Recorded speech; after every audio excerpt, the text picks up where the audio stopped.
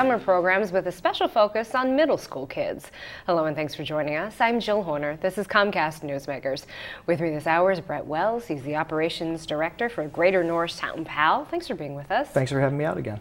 Why a specific focus on middle school kids? We're dealing with a group of kids that are kind of underserved. Middle school kids are in between. You know, they're not getting the constant over-the-shoulder attention from teachers and parents from elementary school, and they don't have the complete freedom of high school kids that high school kids do, and are kind of they're conflicted in some ways. So we're trying to provide opportunities for middle school kids to grow and fit into that new age range a little more comfortably, as well as still appeal to their sense of fun and adventure as well. It can be a challenging age group. Anyone who has a middle school child or works with middle school kids knows that it can be a challenging group. What are some of the programs that are available for them to kind of guide them in that right direction and help them to explore this newfound freedom? Well, we do a lot of things during the course of the year, but during the summertime, our summer programs primarily focus on middle school age kids, so that during the entire month of July, on Tuesdays and Thursdays, so I think it's 8 programs overall,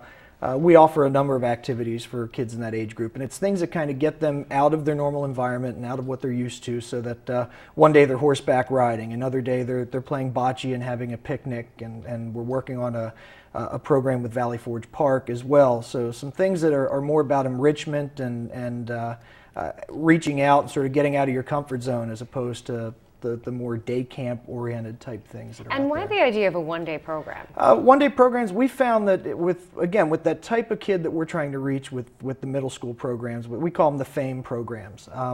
We're really trying to get out and sort of, we have to acknowledge the fact that families are busy and there's vacations that are issues, number one. Number two is a lot of these kids don't want to commit to full day camp programs. They want to get involved in just short trips and activities and things, so that they can fit around what else is going on in the child's schedule too. And these are activities that kids may have never been involved with before. Exactly. I mean, you need to see a bunch of kids get on horses that have only ever seen them on television before. There's a mix of amazement and fear when they're going out, and when they come back off the trail, there's a whole lot of smiles and comfort too. So somewhere in that 1.5 miles or 2 miles, there's a transition that they suddenly realize that they have confidence that they can do something like this that's so new. In addition to these day programs, talk to us about what happens on Wednesdays. Wednesdays, we're kind of a little more academically inclined on that day. We have our math club. I forget what we're actually calling it now, but it's run by a retired school principal who's working with a couple of volunteers as well,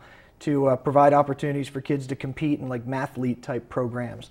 And then we also have a board game program on Wednesdays too, so that if you're not athletically inclined, you don't want to hit the gym and play basketball or something on a summer day, you can come into the building and use one of the other rooms for these activities too. Talk to us about basketball though. Basketball, basketball's big for PAL. We have 2 leagues during the year. Summer league runs from mid-June through the end of July, and then the first 2 full weeks of August we run a basketball camp, and it's a free camp for 2 weeks. We provide lunch.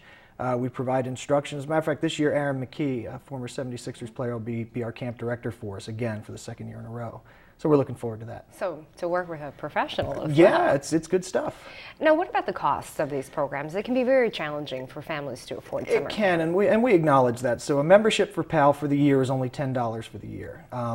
And then beyond that, our fees are very low, anywhere between about $5 and $15 for an activity. So we know the type of kids we're trying to reach and the type of economic issues they're dealing with, so we keep everything very low. Just a short time left, but one of the ways you do that is through fundraisers. Right. And on Thursday, September 9th, we'll have our 10th annual International Food and Wine Festival at Plymouth Country Club.